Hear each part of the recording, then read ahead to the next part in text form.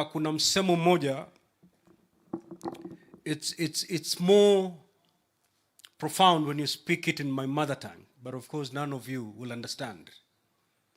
Kuna msemo kule unatoka unasema kwamba muhimu bomukigba makindaga tongo ganagaya. How I wish I could render this in Kikuyu, but let me put it in Swahili, see whether you'll understand it. Mti mkubwa ukianguka, wana wa ndege ambao wanategemea ule mti bila shaka watayumba na watatapatapa. So to the family, we know Mzee Maigo ndalikuwa mgumo, ndalikuwa ule mti mkubwa anashikilia familia hii, na kuanguka kwake bila shaka this family will never be the same again. Pastor Methu, Mama Janet and the rest, we are here to pray for you. Tumekuja kuwafariji na kumwombea Mwenyezi Mungu kwamba wakati huu mgumu awapatie nguvu ili wingu hili la majonzi muweze kulibeba. And that's why we are here, to give you that shoulder to lean on at this very trying moment. Nikimalizia, sitaki kuzungumza mengi, lakini nilipokuwa nimekaa hapa, viongozi wote ambao wamekuja hapa, hususan viongozi wa Nyandarua, hakuna kiongozi aliyezungumza na kamaliza mazungumzo yake pasipo kutaja mradi na kumwomba rais kwamba afanye kitu katika ile mradi. Na si viongozi wa Nyandarua peke yake. If you take the president anywhere in this country and you give even a citizen the microphone, the first thing they'll say is hospitali yetu, barabara yetu, maji yetu, shida zetu. But just like the leaders of Nyandarua, they will never go beyond telling the president, we need this money to fix this road.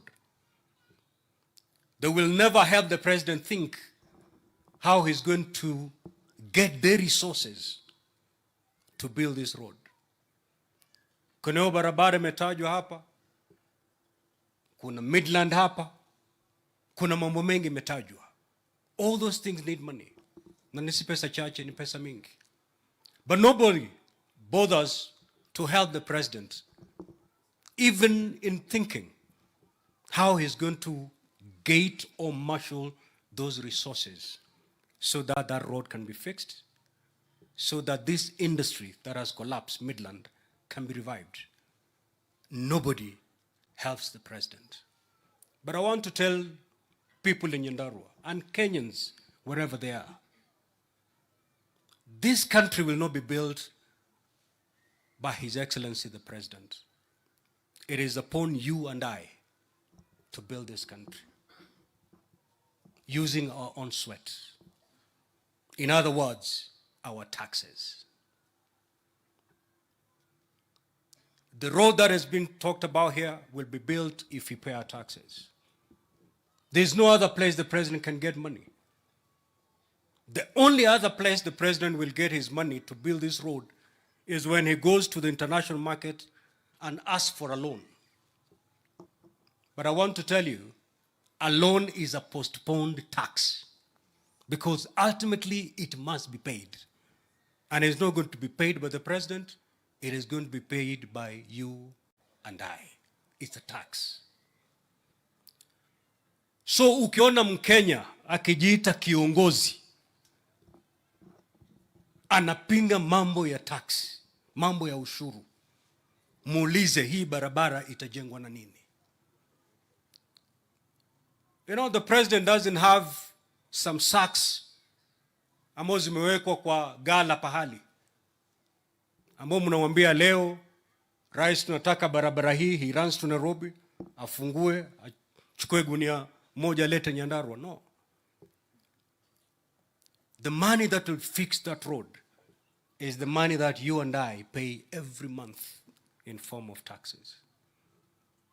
So we pay our taxes, we fix our roads. We pay our taxes, we fix our hospitals. Kwa hivyo Wakenya wenzangu, msidanganywe na mtu awambie kwamba serikali ya Mheshimiwa William Ruto imeleta mambo ya kutoza ushuru mwingi. Instead, ask the president, where are you taking our taxes? And he has the answers. The plan has been elaborately given to us by my brother Kimani Ichung'wah, where this money is going. Ukiona mtu anakuambia uchukue sufuria weke kwa kichwa ili usilipe ushuru, that is not a leader. And I want to thank the president for the bold decisions he's made. You know, where I stand as the Speaker of the Senate, I'm not here to defend the executive, but I'm here to speak the truth. Na nataka kumpongeza rais for the bold decisions he made. You know, in this country we have leaders and we have politicians. A leader will take his people where they're supposed to go. A politician will take his people where they want to go. Because all they want ni kura. Watu wako wakisema tukachome hii nyumba kwa sababu hutaki kuwakosea, utasema twendeni. But a leader will tell them no, we cannot do that. Even if that decision will be unpopular with your people, but that is the right decision. And these are the decisions that our president made. Tough, unpopular, but yet the right decisions. In fact, sometimes I used to wonder, is our president going to defend his presidency in 2027? Because he had a very easy thing to do, to play politics for the first 5 years. Play to the gallery.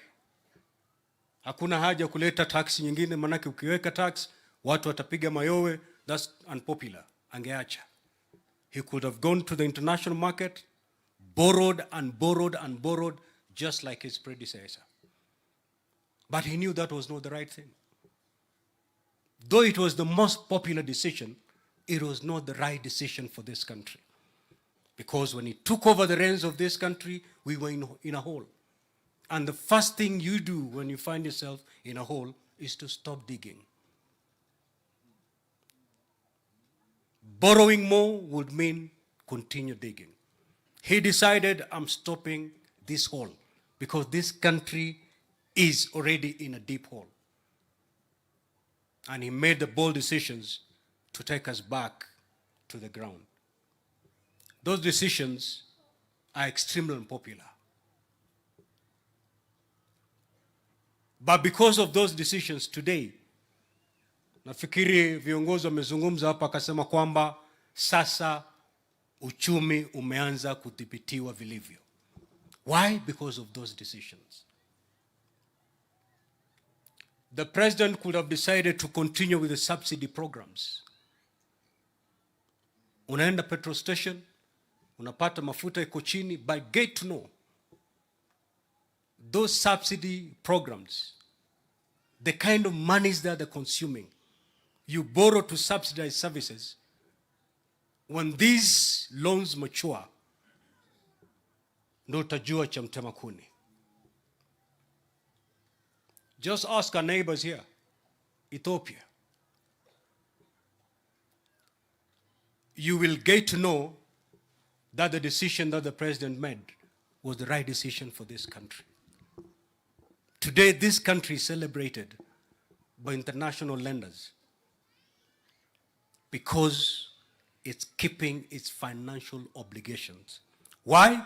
Because of those tough decisions the president made. Kwa hivyo, Mheshimiwa Kimani Ichung'wah, ukisikia jamaa wanataka kurudi kwa maandamano, just let them be. It should never be our business. Because in this country, there are some people, even if you pipe milk to their kitchens, they will still fight the president. Hata wafanye nini? Kule pwani tunaita mahasidi, na hasidi hana sababu. They'll just fight. In fact, every Sunday wakienda kanisani, their prayer point number 1 is, may William Ruto fail. Not knowing that the failure of the president is a failure of the country, is the failure of the citizens, is the suffering of all of us. So, ukiona mevaa masufuria, that should not in any way derail us from the plan. And I love the consistency that our president has in implementing the plan. You know, Your Excellency, there's a technique I read about in leadership. It is called the Stockdale paradox.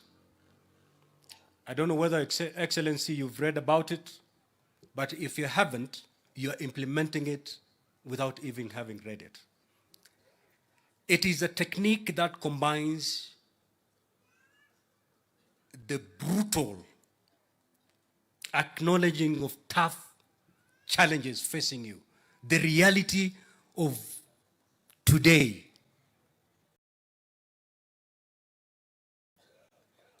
and then combining that with the wit of believing that because of the programs I'm putting across, we will one day break even. Your Excellency, when you took over the reins of this country, leadership, the facts, the challenges that were facing you, we knew it will take maybe even 10 years to move from where we are.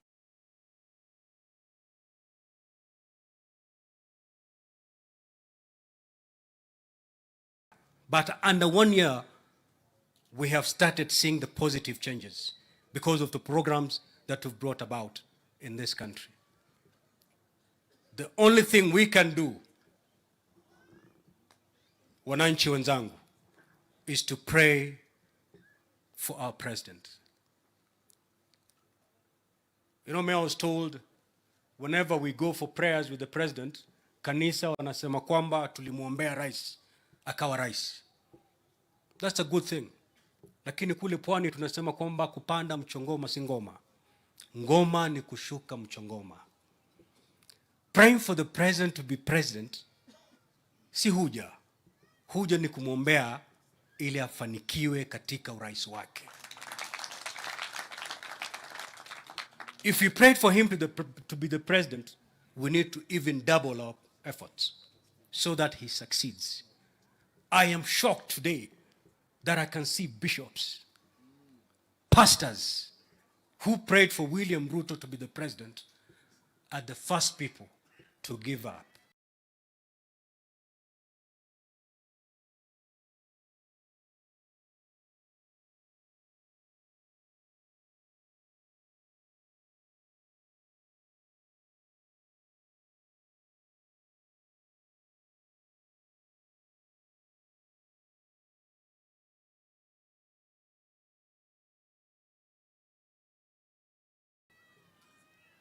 Hapongezi wakati anatibu jipu.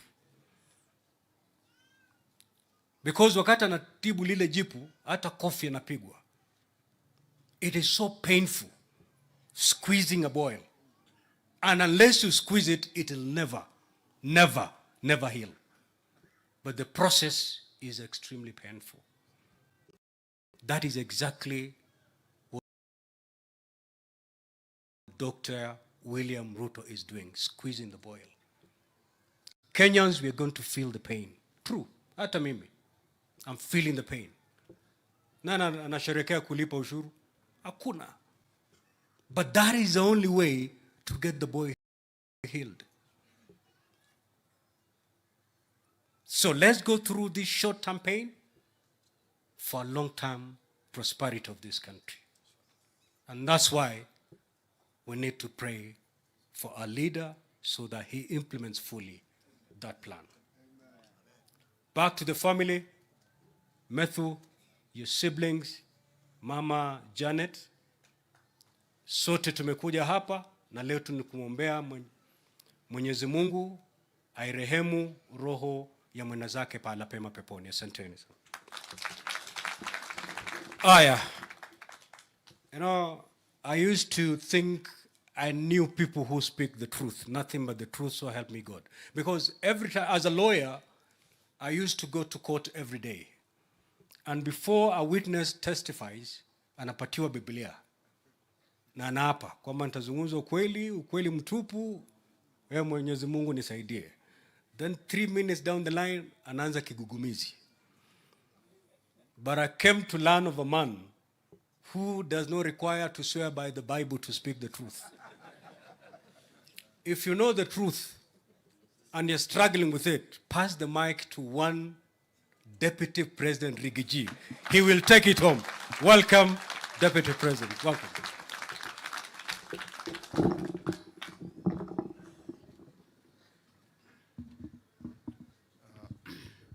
Kiongozi wetu Rais wa Jamhuri ya Kenya Dr. William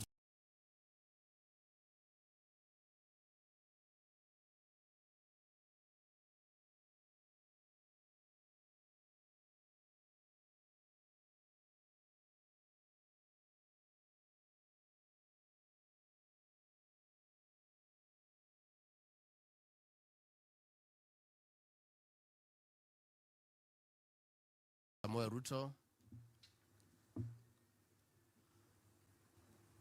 familia ya seneta wetu wakiongozwa na mama, kanisa, baba wetu askofu, familia na wale wote ambao wamefika. Kanisa walifanya haraka kidogo, viongozi wamechukua muda mrefu, lakini ni sawa kwa sababu huyu mzee wetu ni kiongozi, na kwa mila na desturi zetu masaa ya kumpumzisha kiongozi ni haya tunaelekea. So we have taken a lot of time because in this region a dignified man must be buried just before sunset. Kwa hivyo hatujachelewa. Si hapo tumekubaliana? Number 2, katika mila na desturi zetu Mungu ametupatia mvua on the day we are burying this old man, ya kwamba ameweka mkono wake. Kwa hivyo Senator Medhu and your family, we have come to condole with you and to say we are together in prayer. We have been talking. I know it's been difficult, lakini tunaendelea kumwombea nyinyi. Na rais, tukushukuru sana kwa kupata nafasi kuja kuungana na hii familia. You've been a great leader for all of us in great times and difficult times. And the real test of leadership is standing with your people during difficult times. Your Excellency, for those of us who are in your team, you have always come through for us in difficult times. And for coming for Senator Medhu and his family, we are grateful. Na ndio tunakupenda na tunakuheshimu, kwa sababu wewe huachilii watu wako. Your Excellency, huyu kijana Medhu, sisi tunampenda, tunamheshimu. Mimi sikupata nafasi ya kupatana na babake, lakini nimeona kazi yake kwa sababu ya kumzaa na kumlea huyu kijana. Hapa kikwetu nasema gimayuma wako, si ndio hii? Just the way Senator Medhu is, we now understand this old man, na tunamheshimu sana kwa kazi ya kutuzalia huyu kijana na kumlea vizuri. Na ni kweli vile mlisema hapa, kiongozi wetu rais wa jamhuri na mimi na wale tuko pale, tuko na jukumu wa kulea vijana wetu. We have a responsibility to mentor our young leaders and prepare them for leadership, especially from this region where we come from. We were left in a very difficult situation when there was a deliberate policy to stop leaders rising, and any young leader who tried to emerge, fimbo ilikuwa inachukuliwa na kupigwa. And Your Excellency, nakushukuru vile umeniambia tusaidiane hawa vijana wetu, tuwasaidie, tuwalee, tuwatayarishe because they are the present and the future of our country. Na kwa hivyo vile ndugu ya Medho amesema hapa ya kwamba unaona sisi kuna mambo tunajua, hawa kanisa wanajua na nyinyi hamjui, ni horoama hiyo kuleka hudutu wetu na muthuri oya halioka hudutu we ni ndide muge muno no ndide kelimo ndio hau gatagati ndio nyemuti we ndio hau gatagati kuri oka undu njekete adarora ndaikia maitho kabere na ndihetagia muno ndia murithe jambo ne guturuto ne gagana nda muhete ohoro ndaikitie maitho kabere ngarora ngona jamba neno ikimenagwo ikinyororagio igicambagio ikagwatia mwira mundu ndi uyu ndarora anake uyu wati gwo gwitwo Medho ndaikia maitho kabere ndirona gotheri kagiuka handu kega auyo ni atiriro na mahoya na kurio atibia ni mugutirira mwanake na mahoya. Huyu kijana anaitwa Medho anatusaidia sana na rais pale Senate na kila pahali, na ni kijana amejipanga vizuri kiakili, na ni kijana ambaye hana kwa hii maneno ya pombe na sigara na mambo ambayo inaharibu vijana wetu. And that is the way to go, our young leaders. Mkiingia kwa hii pombe na nini mtapotea. Mnajua vile hii pombe imetufikisha hapa. And we have a problem, Your Excellency.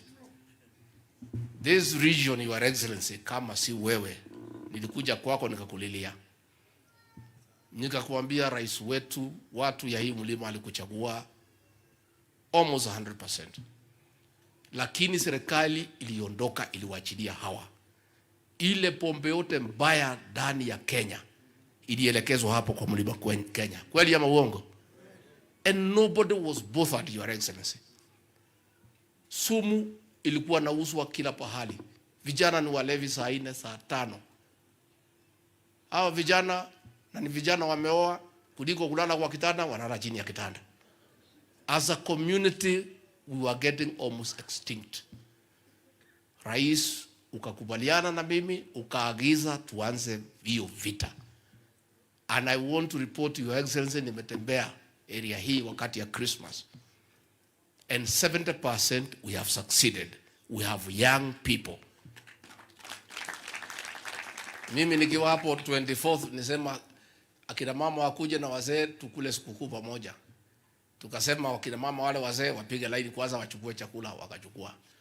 Tukasema next ni ile akina mama wako na watoto. Line ikapigwa kutoka hapa mpaka huko. Tukaona hata chakula itaisha. Bado tukasema next wale wamama wajawazito expectant. Line ikakuwa mrefu zaidi. I was a very proud leader that our community is back and families are gonna succeed.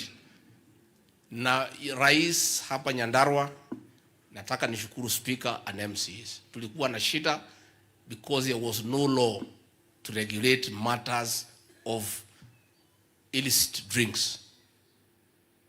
But hapa Nyandarua bado kidogo. Atimia nethirete biyo kana yo kuo nethirete kere yo kuo County Commissioner and your team bado Kirinyaga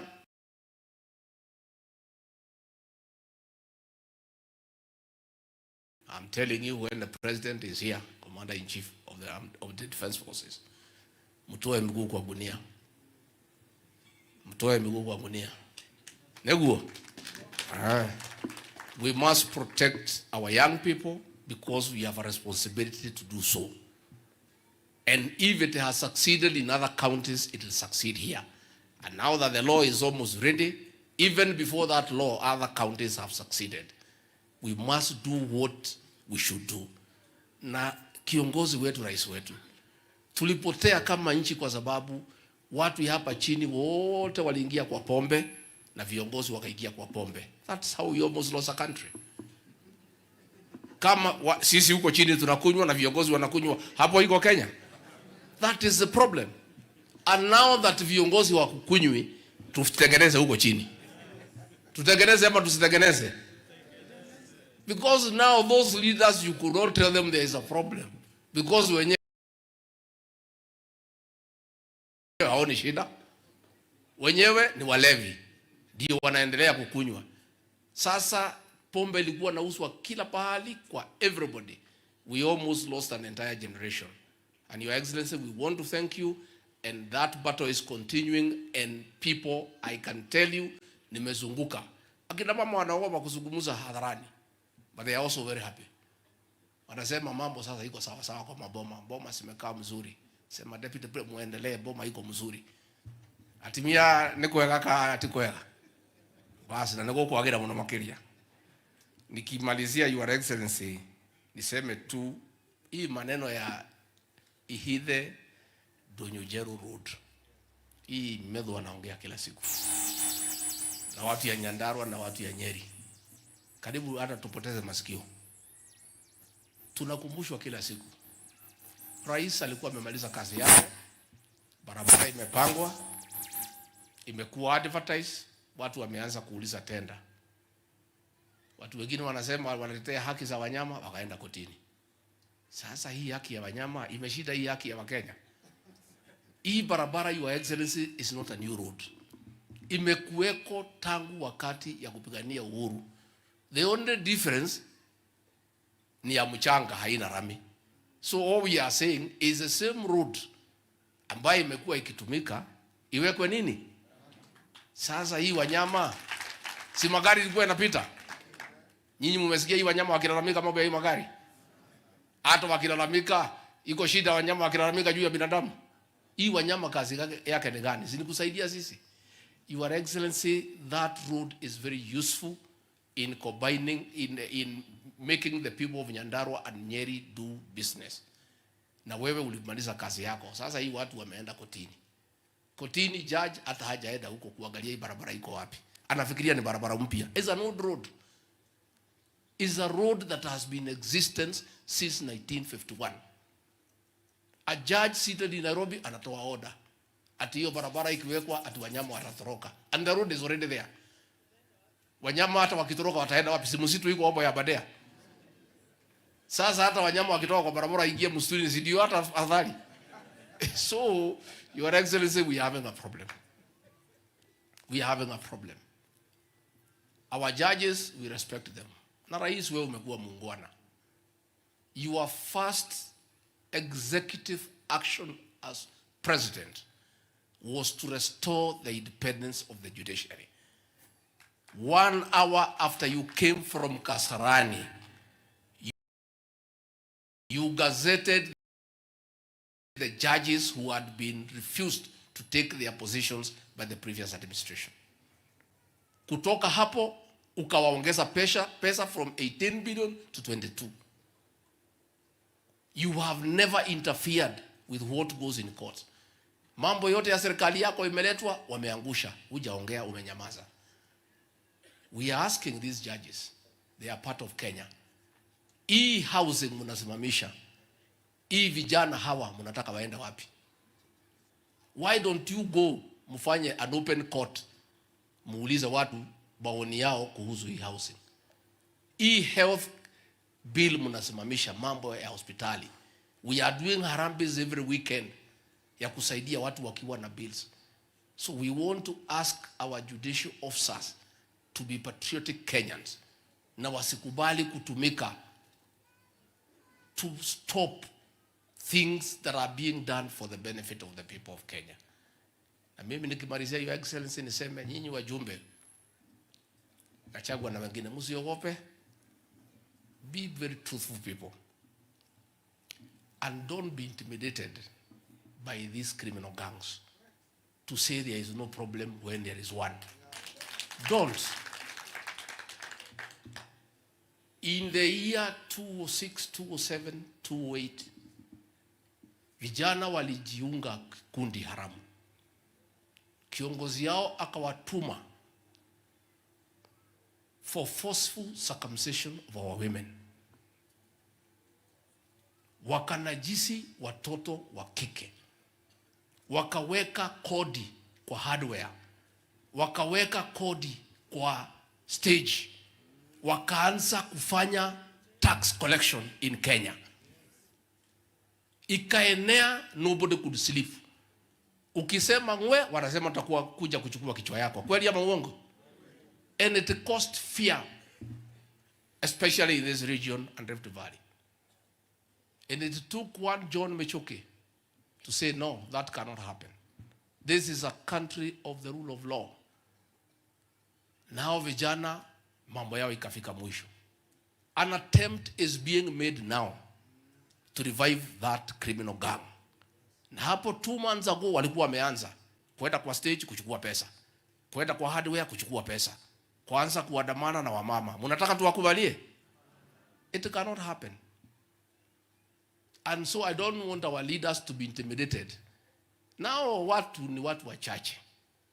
Na hakuna vijana ati wanachokota pesa wakatumie, wanapelekea huyo kiongozi yao 90%.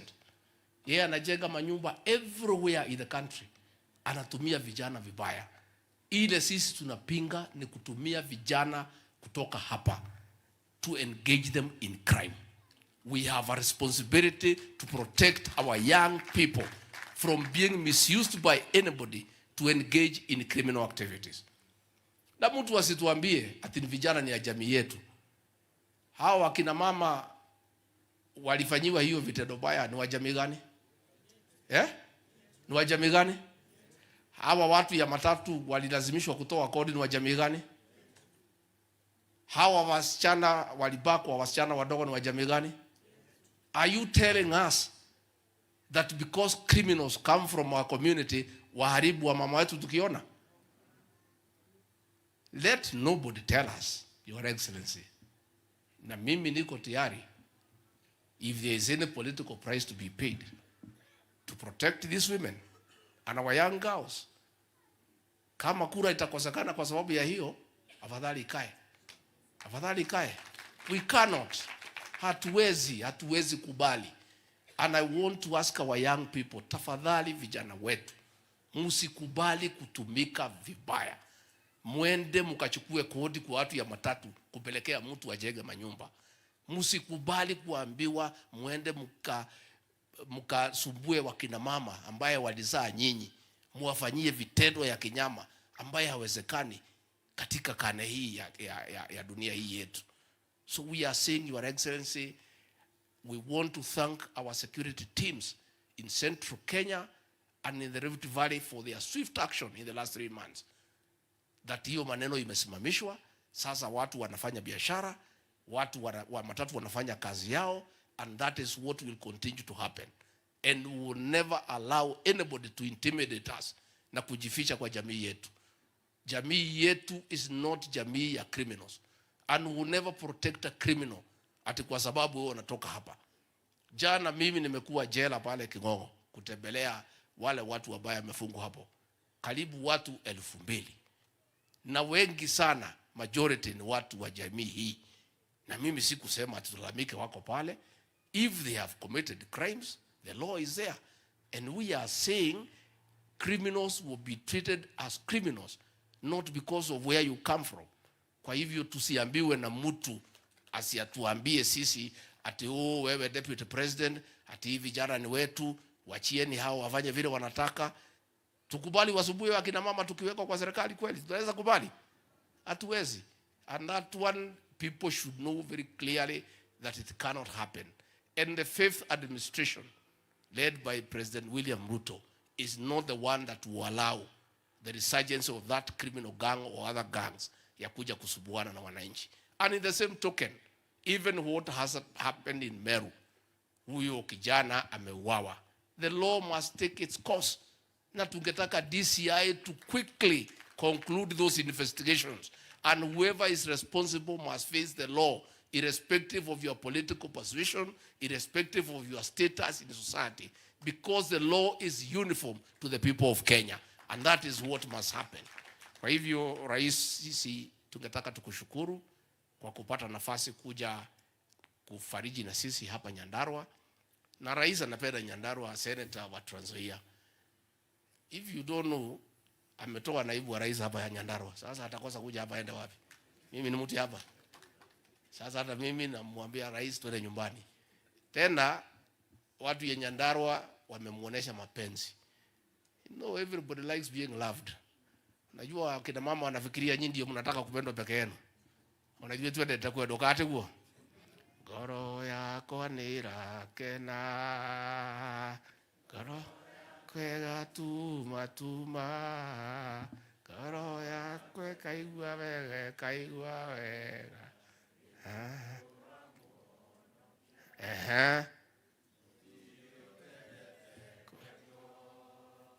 Ona ni nyendete kwedo. Te kwedo. Hau muno. Rais, sisi tunakupenda. Na sisi tunasema hakuna mtu hataki kupendwa. Unajua kina mama hawa wanafikiria peke yake ndio nataka kupendwa. Hata rais tukimpenda si atakuja hapa kila wakati. Rais, sisi tunakupenda na wewe tufanyie kazi. Na wewe hapana subuka na hii watu wanaongea mambo mingi. Rais Kibaki alipoingia pale 202. Mwaka wa 203 at 204 alikuwa anapigiwa kelele na kila mtu. Ameleta VAT, amefanya nini, akapigiwa kelele, akanyamaza, akaendelea kufanya kazi. Mwishowe akimaliza miaka yake 10. Si kila mtu anasema Mwai Kibaki ndio rais wa pekee Kenya. Rais, wewe umeshika ile line ya Mwai Kibaki. Kanyangia hapo rais wetu. Kanyangia hapo. Hii maneno itapita tu, acha hii watu wapige kelele. Hata nimeona sasa wametafuta wengine ati wanaitwa watu ya opinion poll. Hao watu wamesema Raila atashinda mara 5. Sasa hiyo watu wewe unaweza kuwasikiza? Forget about these fellows. This is the old script, old narrative by the same characters that means nothing. Wewe rais wetu, wewe fanya kazi. Sisi tuko hapo kuunga wewe mkono. Na sisi tunakushikilia. And we are supporting you. Na unajua sisi waoga. We are there supporting you. And I want to assure you, Your Excellency, nobody can incite this region against you. These are very intelligent people. Watu naonanga wamenyamaza na mnai hakuna kitu hawajui. These are people ambaye wanaelewa. Wewe umepata nchi, deni ndio hiyo. When Mwai Kibaki left this country, ilikuwa na deni ya 1.8 trillion. Amepatia Uhuru Kenyatta ndugu yetu. Amekuachia na 9.8. Wewe vile Speaker Kingi amesema, ungejipenda useme, ndio mimi nipendwe, wacha nichukue ifike 20 trillion, yule atakuja nyuma yangu, atakuja kufanya nini? Lakini wewe umekuwa a patriotic Kenyan. That situation is not sustainable. Umeamua kwanza, wacha tujaribu kungangana na hii deni. Kwa hivyo lazima hapa itakuwa uchungu hapa na pale. But President, in this region, I want to assure you, I've been here over Christmas, tumeongea na hii watu, there is no problem. People are just quiet, wanaangalia, wanangojea, and they trust you, they entrusted you with their vote, they trust your leadership, and they know you know what you are doing, and you make this country great, na watakupatia nafasi, na watakuunga mkono, and more so, wataendelea kukuombea. Ningetaka, nemukuru kama tukaribishe mudhamaki? Tungetaka kwa heshima tumpigie makofi, tumkaribishe rais wetu.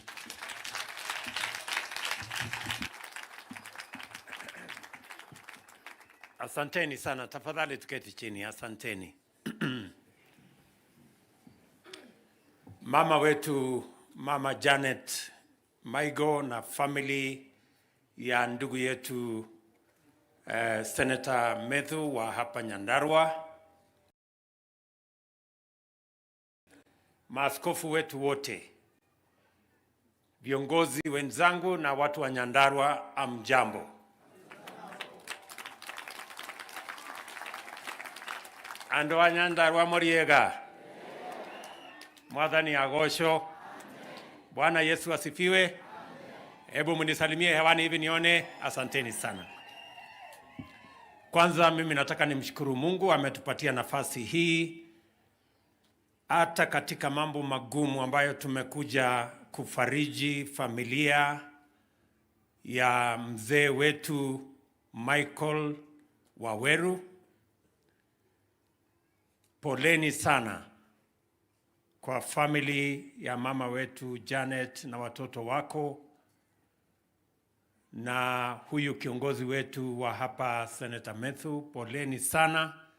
Wakati nilipata habari hii nilikuwa mbali, na nilimtafuta huyu senator, nikaongea na yeye, nikaongea na mama, na leo nimefika hapa kwa sababu ya urafiki na undugu ya familia hii na watu wa Nyandarua. Niseme pole sana.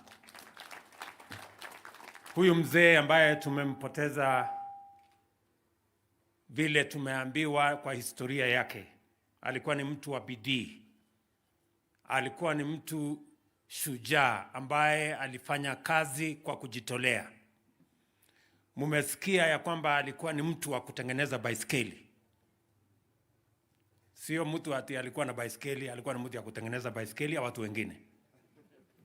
Lakini akang'ang'ana mpaka akawa na baiskeli, mpaka akawa na gari, mpaka akalea watoto wake. Hiyo ni kielelezo kizuri kwa watu wetu wa Nyandarua na watu wetu wa taifa la Kenya. Tunamuenzi, tunamheshimu kwa sababu ni mtu ambaye ako na historia, ako na desturi, ni mtu ambaye amejitolea na akafanya kazi ambayo leo sisi tuko na senator ambaye amelelewa na mzee Michael Maigo.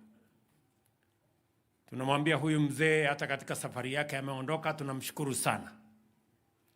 Na mimi nimekuja hapa vile vile kwa sababu nimebahatika katika hii familia, nikapata rafiki na nikapata kiongozi ambaye ananisaidia. Huyu senator wenu, kama vile Mheshimiwa Ishungwa alisema, kwa sababu ni mimi niko na uzoefu kiasi ya mambo hii ya siasa. Nimekuwa hapo kwa muda. Wakati niliona huyu kijana akiongea katika mkutano moja, na nikasikia ako kwa chama ingine iko pembeni huko, nikatuma huyu Ishungwa nikamwambia, mimi naona kuna kiongozi hapa, lakini atakuja kupata majeraha kubwa akikaa kule.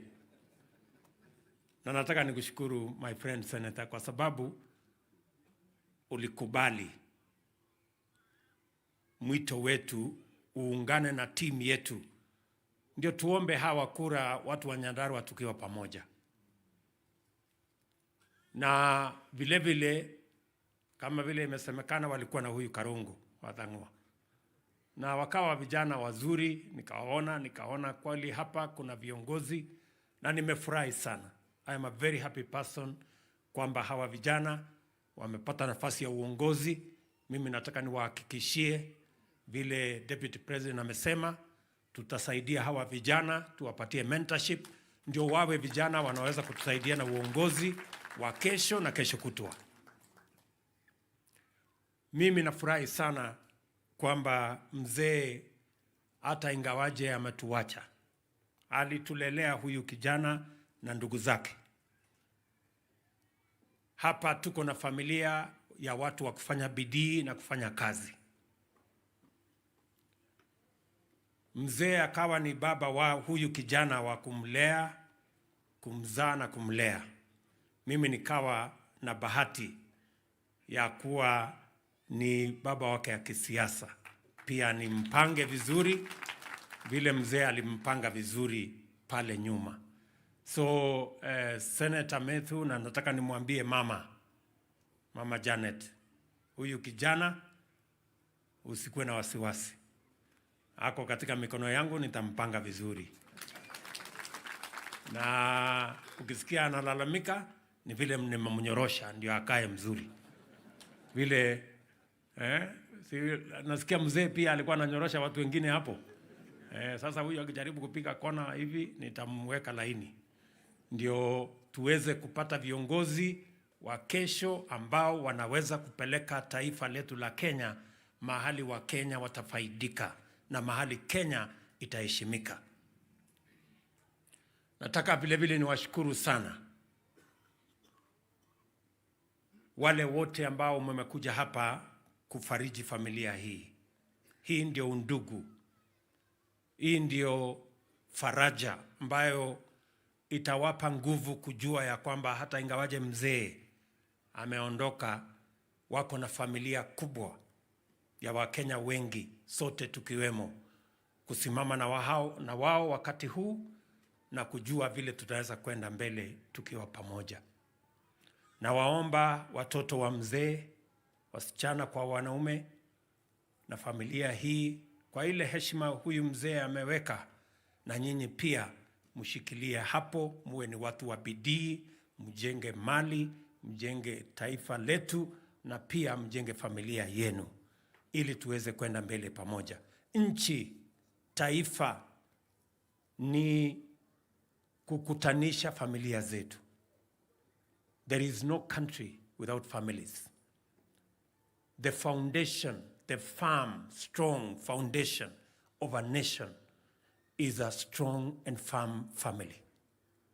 So I want to encourage you as a family, learning from the footsteps of Mzee Michael, to continue to do the good that he did, to continue to work hard, to work smart, and to build the future of your family as we build the nation of Kenya together.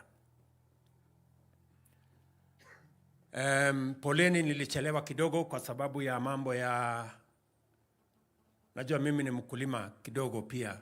Ni wakati mimi sifanyi kazi hii, mimi ni mkulima pale nyumbani. Unajua hii kilimo ukienda mbali sana unakuta zingenge imeharibika. Unakuta sijui kazi gani imekwama. Sijui kazi gani ng'ombe imekwama kidogo. So nilikuwa nanyorosha watu pale panga masaa kumbe inakimbia. Alafu pia tukawa na shida kidogo ya mambo ya weather. Lakini nilisema kwa vyovyote lazima nije hapa ili tuungane pamoja kuhakikisha kwamba familia hii inajua ya kwamba Wakenya wanasimama na wao, na pia tuweze kufarijiana pamoja. Watu wa hapa Nyandarua, mimi nataka niwashukuru sana kwa kuwa marafiki, kwa kuwa washirika, na yale mambo yote mmesema hapa nimeyasikiza kwa makini. Sio mambo mageni, ni mambo tumeongea pale mbeleni.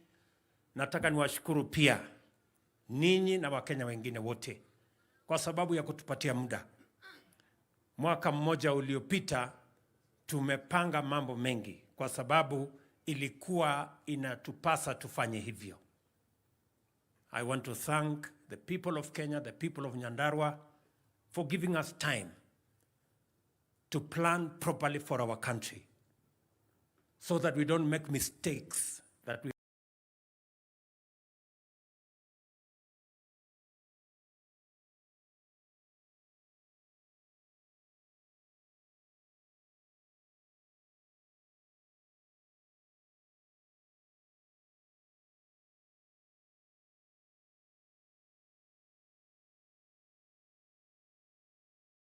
made before.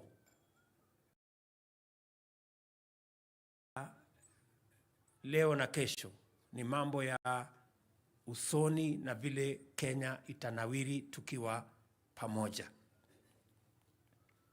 Tuko na mahitaji mengi. Mmenieleza mambo yenu ya mabarabara, mambo ya stima, mambo ya hospitali, mambo ya kazi ya vijana, mambo ya maji. Haya mambo yote yako katika mipango yetu.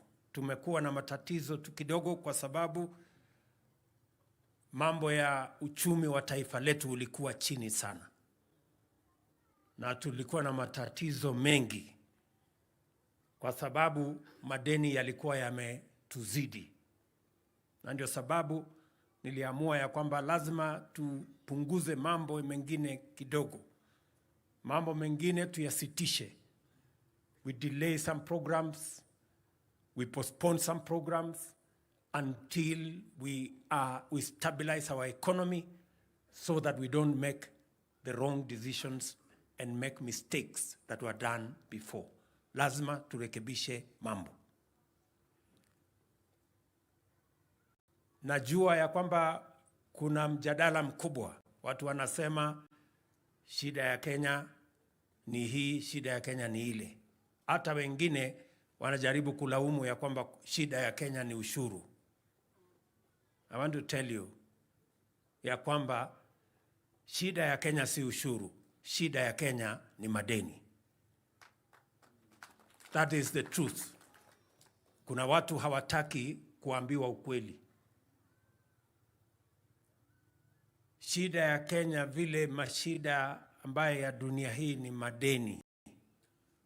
Na hii madeni ndio imesababisha hata nchi zingine nyingi hapa bara la Afrika wakakosa kulipa madeni yao. Saa hizi wako katika janga ambao hawajui watatoka kwa njia gani.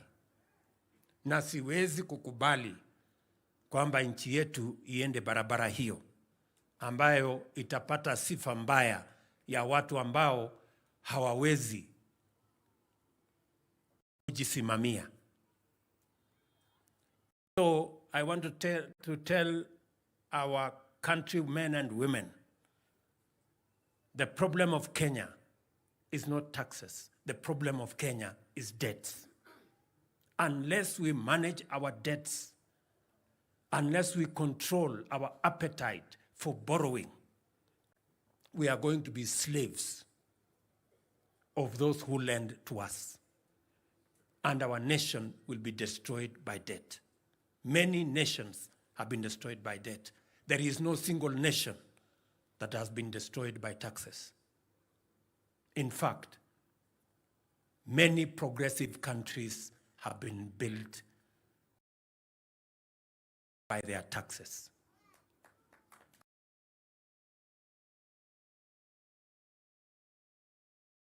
That is where we need to go. Na hiyo ndio ukweli, lazima tuambiane polepole mpaka tuelewane. Mzee Mwai Kibaki mwenyewe, rais wa 3 wa Kenya, alituambia kulipa ushuru ni kujitegemea. That is what he told us. Yeye ndiye amesukuma mambo ya VAT, amesukuma mambo ya watu kulipa ushuru. Wakati aliondoka, alikuwa ameongeza ushuru Kenya karibu mara 4. Hapo katikati tukawacha hiyo barabara, tukaenda kwa madeni. Madeni saa hiyo imefika trilioni karibu 9 na kitu, karibu 10. Hata kama tungetaka kwenda kukopa, hakuna watu wako tayari kutukopesha tena, kwa sababu tulikuwa tumeonekana hawa ni watu wa kukopa, hawana mpango ya kulipa. Hata wewe kama unajua mtu hawezi kulipa deni yako, utampatia pesa? So, na unajua katika hii maneno kuna watu wanataka tupigiwe makofi. Ukipigiwa makofi na uingize nchi yako kwa mtaro, si wewe ni wazimu? Hiyo barabara haiwezekani. Heri upigiwe makelele na uokoe nchi yako kuliko kupigiwa makofi na uingize nchi yako kwenye mtaro. Na ndio mimi nataka niwaambie, jameni, watu wa Nyandarua, tutafanya bidii. Mimi nataka niwaambie sasa tumedhibiti mambo ya uchumi, na nimesema nitakuja kuanzia kazi ya mwaka huu hapa Nyandarua next week.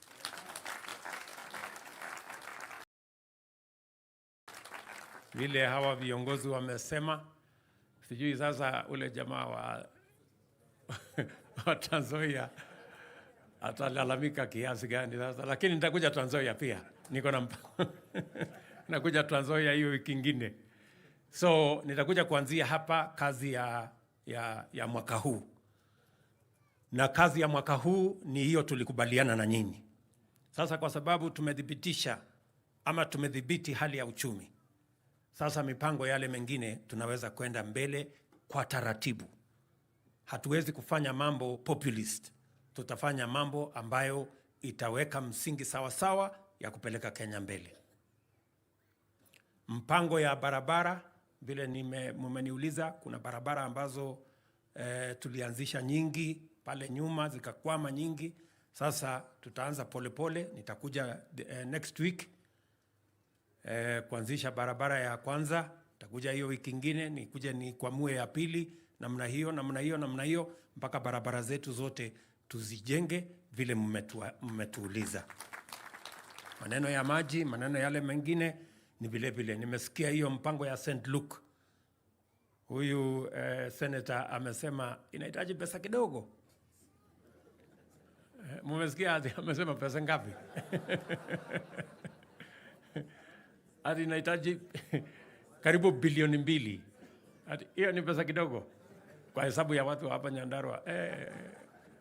Wengine unajua nyinyi mnauza waru sana. So lakini tayari hiyo pia iko katika mipango yetu. Tumeongea na watu wa African Development Bank katika program yetu ya country program. Tutaona vile tutahakikisha kwamba hiyo pia tunaishughulikia ndio mpate maji ya kunywa, tukiwa na shukrani kwa niaba ya watu wote wanaoishi Nairobi, hata wale watu wa Nyandarua. Gavana wetu, deputy governor wa Nairobi si ni mtu hapa. So tukiwashukuru kwa sababu ya kutupatia maji kule Nairobi. Wakenya wengi wanakunywa maji kule Nairobi. Kwa hivyo ni vizuri hata na nyinyi mpate maji mkunywe kwa sababu mnatusaidia. So tutashirikiana namna hiyo na tutapangana namna hiyo. Mimi nakuja hapa tena hiyo next week kwa mambo ya program yetu ya housing. Program ya housing hapa engineer, mumesikia kuna vijana sasa wanafanya kazi pale kuanzia leo kwa sababu wamerudi kazini leo. Sasa tutaongeza vijana ambao watakuwa wanafanya kazi katika hiyo program. Mimi nakuja next week kuanzisha program ya housing pale Olkalau, kwa sababu tunataka kupanga vijana zaidi ya 500 pale waanze kufanya kazi. Alafu nikimaliza ya hapo Olkalau nitarudi tena, kwa sababu mpaka tupate vijana 5,000 wanaofanya kazi katika program ya housing hapa Nyandarua mwaka huu. Kwa sababu nimesema mwaka huu ni mwaka ule. Ule mwaka tulikuwa tunangojea. Si namna hiyo? So tutapangana hivyo. Na kazi hizo zingine zote tutapanga kwa pamoja. Ile kitu mimi nataka niwahakikishie ni kwamba we are going to be prudent and we are going to make sure that we do that which builds our economy for now and for the future. Barabara yenu ya Ihithe hapa ambaye mumeniuliza, huyu Methu, wacha ni confirm, amejaribu sana kufanya sehemu yake, lakini wale watu bado wako na kesi. So na hii kesi itabidi sasa tuwe na mjadala na watu ambao wanapeleka makesi kotini kuzuia maendeleo katika taifa letu la Kenya. Itabidi tuulizane maswali. Ni kweli ama si kweli? Yes, itabidi tuulizane maswali.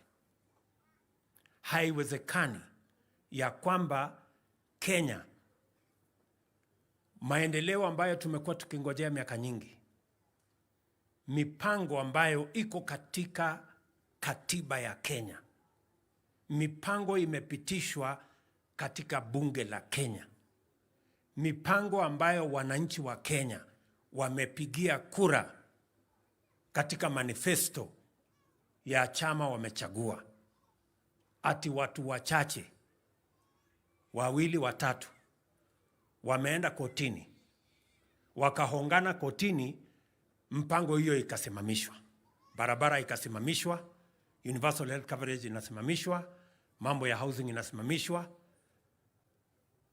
Lazima tuulizane, lazima tuwe na mjadala.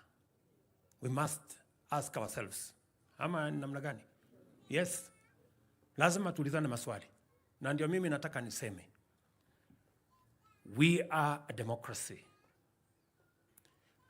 We respect, we will protect the independence of the judiciary. What we will not allow is judicial tyranny and judicial impunity. That we will not allow. That will not happen. Haiwezekani ya kwamba wakati tunaheshimu uhuru wa mahakama, watu wachache watu ambayo ni beneficiaries, kama wale beneficiaries ambao wamekuwa wakiiba pesa yetu pale NHIF. 50% ya pesa ya NHIF zinafujwa na mahospitali chache, wakora chache, fake hospitals, fake doctors, wanafuja pesa ya NHIF. Tumesema ya kwamba tunabadilisha sheria. Hawa wabunge wamebadilisha sheria.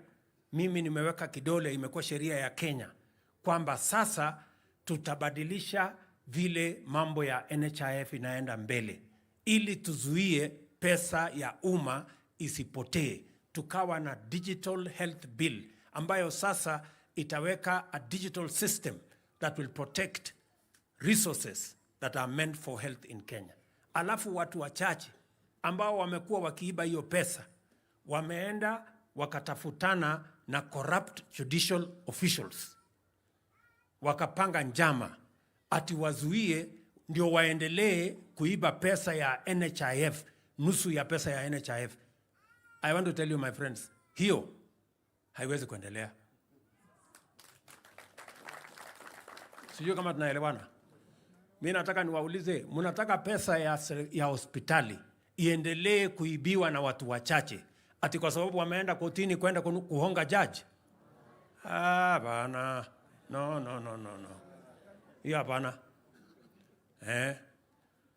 Hawa watu mimi nataka niwatangazie mapema ya kwamba mambo ya watu wachache, people with vested interest, people who are beneficiaries of the corruption in the former NHIF, ganging up with corrupt judicial officials to stall the program that is going to make it possible for ordinary citizens to access health care, so that a few corrupt characters, hospitals, fake doctors, can continue to steal from NHIF. I want to tell them it will not happen in Kenya again, and we will stop it. We support the independence of the judiciary, but corrupt judicial officials working with those who vested interests that are benefiting from money stolen from NHIF, who want to perpetuate judicial tyranny and judicial impunity, we will deal with them. We will fight with them. We will not allow them. They will not go far. Mimi nataka niwatangazie mapema. Mimi ni mtu ambaye naamini mahakama. I respect the judiciary. I respect the independence of the judiciary. But I also believe that the judiciary cannot be abused by a few corrupt judicial officials. Imagine, niwaulize, hata wale watu wako mahakamani, niwaulize,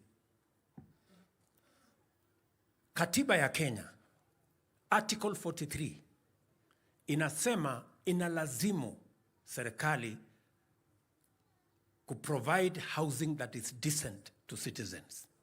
Inalazimu serikali kuprovide the highest standards of healthcare. Inalazimu serikali kupanga ajira ya vijana wa Kenya. Katiba ya Kenya. Hawa wa Kenya mamilioni walienda kwa debe wakapigia kura manifesto ambayo iko na program ya housing, iko na program ya universal health coverage, iko na program ya ajira ya vijana. Bunge wakaenda wakapitisha budget, iko na mpango ya housing, iko na mpango ya universal health coverage, iko na mpango ya kupanga ajira ya vijana. Ati alafu watu wachache ambao ni beneficiaries ya ukora wanaenda kotini, wanaenda kutaka kusimamisha hiyo kazi yote, ati vijana wetu waendelee kurandaranda wasipate ajira. Ati wa Kenya tusiwapunguzie hawa wenye mapato ya chini kutoka 500 mpaka 300, waendelee kulipa 500 na wao waendelee kuiba hiyo pesa. Ati wa Kenya waendelee kuishi kwa slums. Ati wa Kenya wasipate nyumba. Na hawa ambao wako kotini ni watu wako na medical insurance inalipwa na Wakenya. Wako na magari inalipwa na Wakenya. Wako na housing inalipwa na Wakenya. Je, huo ni ungwana? Hapana.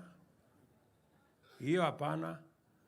Our judiciary, we respect you, but judicial impunity by corrupt judicial officers must stop in Kenya. We will stop it, and whatever it takes. Kwa sababu sasa hawa wananchi wanataka kujiuliza, ile barabara ya Ihithe munataka tujenge ama munataka tungoje mpaka judiciary watuambie tujenge? Judiciary wanasema tusijenge. Munataka tujenge, nijenge hiyo barabara ama tungoje hawa watu? Tujenge barabara? Bwana Mbogwa, wewe bwana PS, weka pesa ya hiyo barabara tuanze kujenga. Ndio. Tuache kusumbuana kwa sababu the judiciary must be answerable to the must submit itself to the constitution and to the people of Kenya. Ama namna gani? Mimi rais na hawa wabunge wote ambao tumechaguliwa, sisi we submit to the people of Kenya, we go to elections, we are tunapigiwa msasa, yule ambaye amekosa anafukuzwa, yule mwingine anapatiwa kazi. Si ni kweli? Sisi wote tunakubaliana. So I want to tell all of us, those of us who are leaders in the judiciary, those of us who are leaders in the executive, those of us who are leaders in the legislature, we are all subject to the constitution and the people of Kenya are sovereign. Tumekubaliana? Mimi nataka niwaulize watu wa Nyandarua, hii program ya housing ambayo itapatia vijana hapa Nyandarua kazi 5,000. Niendelee naye ama ningojee hawa watu watupatie ruhusa? Tuendelee. Ile program ambayo tumepitisha iko kwa katiba ya Kenya. Katiba inasema kila Mkenya, na katiba ndio supreme, haikuandikwa na rais. Katiba iliandikwa na Wakenya, si ni kweli? Katiba inasema every Kenyan is entitled to the highest standards of healthcare. Number 1. Number 2, hawa Wakenya walienda kupiga kura. Katika ile manifesto kulikuwa na mambo ya universal health coverage. Ya 3, bunge wameenda wakapitisha sheria 4 ya kuhakikisha kwamba mambo ya universal health coverage inasonga mbele, na wananchi wale wako chini tunapunguza gharama yao kutoka 500 mpaka 300, na tunahakikisha ya kwamba hakuna Mkenya tena ataenda kuuza mali yake ili aende kulipa hospitali, hata kama ni ugonjwa wa saratani, hata kama ni ugonjwa wa diabetes, hata kama ni ugonjwa wa hypertension. Sasa kwa mara ya kwanza kila Mkenya ataenda hospitali atibiwe na aende nyumbani bila ya kulipishwa pesa.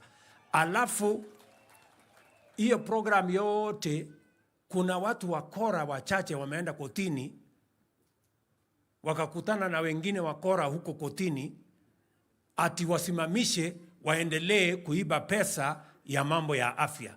Hiyo mnataka tungojee hiyo maneno? Tuendelee na hii program ya universal health coverage? Tupunguze ile nini, tuendelee nayo? Basi, sasa maneno ndio hiyo. Sasa wakitaka kuuliza wakuja waulize wananchi. Ama namna gani? Yes, kwa sababu we must all be responsible and we must act responsibly. Na mimi sina shida na wale viongozi wengine, si ndio? Si tuko na hawa watu wengine wote, watu ya upinzani. Watu ya upinzani waendelee na kazi yao, waongee, waletuambie mambo yao. Ile kitu mimi nataka niulize watu wa upinzani, tafadhali niwasaidie kwa mawazo. Badala ya kusumbua wananchi na kulete fujo na kulete vita, ambieni hawa wananchi mpango yenu tofauti na yetu ni gani? Yes, what is the alternative? Nyinyi, sisi tumesema tunataka tulipe ushuru, tuokoe Kenya kwa madeni. Nyinyi mtuambie yenu ni gani?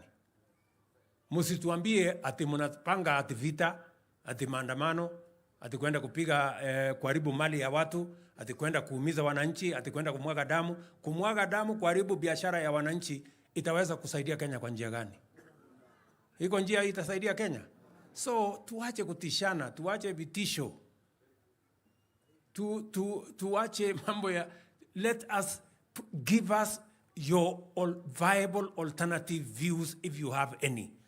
Lakini hii upinzani imeishiwa. Haina mpango yoyote. Ati ile mpango wako naye ni ya vita na maandamano. Look at them.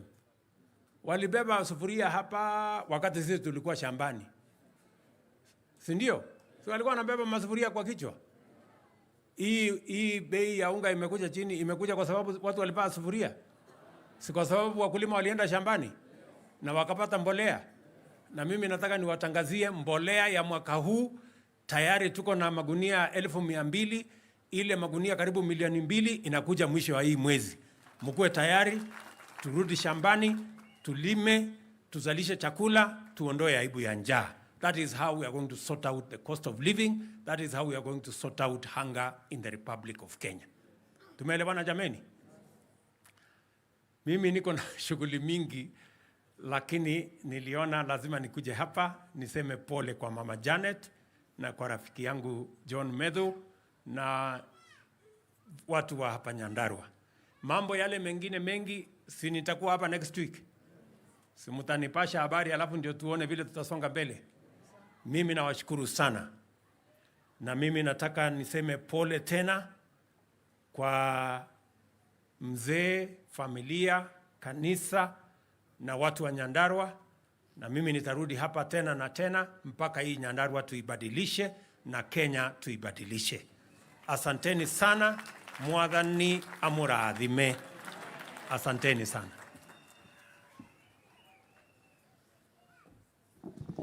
Tumpongeze tena rais kwa makofi. Asante sana.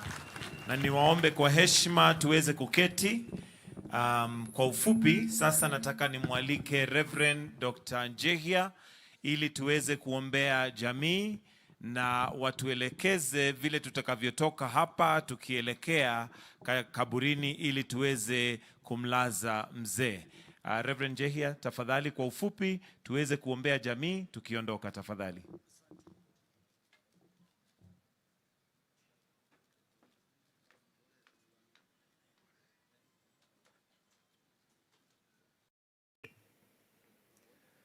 Thank you so much. Napenda kwa niaba ya jamii ya baba wetu mzee Michael niweze kumshukuru rais wetu wa Jamhuri ya Kenya for your personal contribution towards the demise of our father. I also would like to appreciate on behalf of the family of Michael, Your Excellency, once again I wish to appreciate you personally for your personal contribution to the demise of our father. I also would wish to appreciate on behalf of the family the contribution of our leaders towards the same. And I also on behalf of the family wish to appreciate the contribution of each and every one of us who are with us at the moment. Na niseme kwamba Mungu wa mbinguni awabariki. Hatuna muda mrefu mwingine. Hatuna muda mrefu wa kufanya. Your Excellency, we want to spend the remaining 6 minutes so that we can pray for the family. But slightly before we pray for the family, we would wish to pray for you, for your government, which is also our government. Before you came to lisema ya kwamba this is our government, we prayed for it. And as a Kranje family, we are very much behind you and behind your administration. And allow me, Your Excellency, to say one of the reasons as to why we are behind you is because we have noted your credibility. We have noted your strategies, your policy, and your consistency. and we are very, very proud of you. This time, I want us to move on, and on behalf of the family once again, we are very